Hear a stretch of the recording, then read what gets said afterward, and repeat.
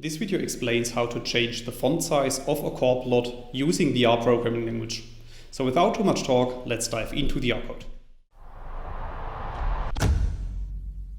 In this video I will show you an example, and for this example we need to create a matrix object, as you can see in lines 2 to 3 of the code.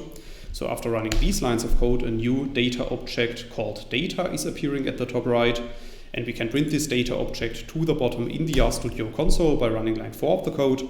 And then you can see that we have created a matrix which contains 10 columns and 10 rows.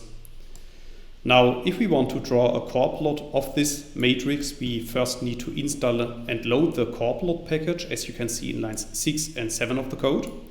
I have installed the package already, so for that reason I'm just going to load it with line 7 of the code. And then we are able to use the corrplot function, as you can see in line 9 of the code. And in order to draw a corrplot, we also need to apply the cor function to our data object, as you can see in the middle of this line of code. And then I'm also specifying the addCoef.col argument to be equal to 1. So after running line 9 of the code, you can see at the bottom right that a new correlation plot is appearing. And as you can see, the text labels in this plot are relatively large. So let's assume that I want to change the correlation coefficients of this plot. Then I can use the number.cex argument, as you can see in lines 11 and 12 of the code. And the larger this number is, the larger is the font of our correlation coefficients. So if you run lines 11 and 12 of the code, you can see at the bottom right that the correlation coefficients are smaller. Similar to that, we can use the tl.cex argument, as you can see in lines 14 and 15 of the code. So in this case, I'm changing the text labels that are shown at the top and on the left side of our plot. So after running these lines of code, you can see that the text labels at the top and on the left side are shown in a smaller size.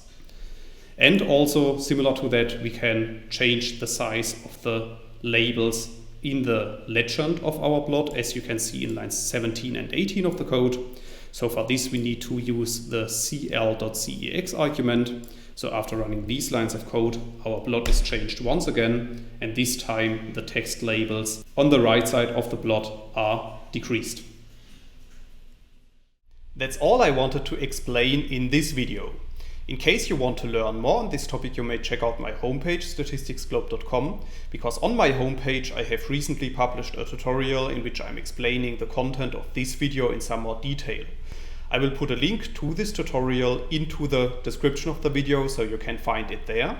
If you have liked this video, or if you have any questions, let me know in the comments section below. I'll try to respond to all comments as soon as I can.